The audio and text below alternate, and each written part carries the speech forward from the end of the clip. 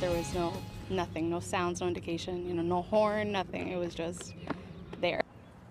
A York woman gets a front row seat when railroad crossing signals fail. And she says it's not the first time something like that has happened in the area. Fox 43 finds out whose responsibility it is to fix the problem. Jackie DeTore joins us now to explain. When you approach a railroad crossing, you expect the gates to come down and the signals to light up if a train is coming. What happens, though, when that isn't the case? Fox 43 finds out.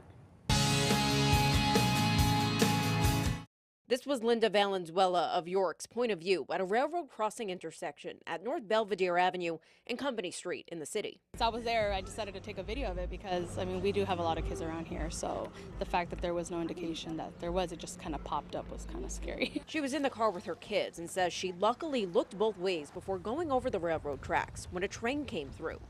The gates never came down and the warning signals never lit up. It was barely coming, so if I wouldn't have really looked, I probably would have been in the middle of that. The railroad crossing is operated by York Railway Company. A company spokesperson says the railway company was notified by York County Control on June 5th that the crossing warning devices were malfunctioning. After that, the spokesperson says the company followed Federal Railroad Administration protocol, and the crossing was manually protected with a flag person, which is usually the conductor, stopping the train, flagging the crossing, and then going back to the train. Adding, quote, "It is possible that a motorist arrived at the crossing while the conductor was lining the switch, but no trains entered the crossing without flag protection." So that means this video might not show the whole story because it begins after train cars are already passing through.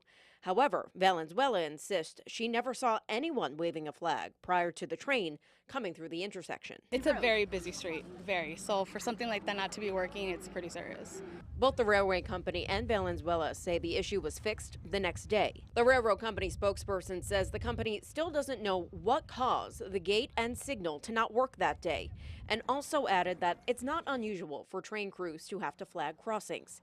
Even so, Valenzuela says that answer is not enough. It's not the first time, so to me it's like, well, what's to stop it from happening again? She claims there have been numerous issues with that crossing, with the gates not going up or sometimes not going back down.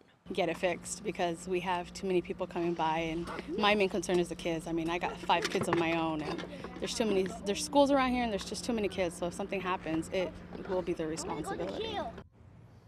There are 6,000 railroad crossings in the Commonwealth, many of which fall under the jurisdiction of the Pennsylvania Utility Commission, including the one we just showed you in York. Now, when I called the PUC about this story, it was the first time anyone there had heard about the issue at this specific railroad crossing. However, the PUC spokesperson told me no formal complaint has been filed about that crossing. The last complaint filed against York Railroad Company was 6 years ago, and that wasn't even at the crossing at North Belvedere Avenue and Company Street.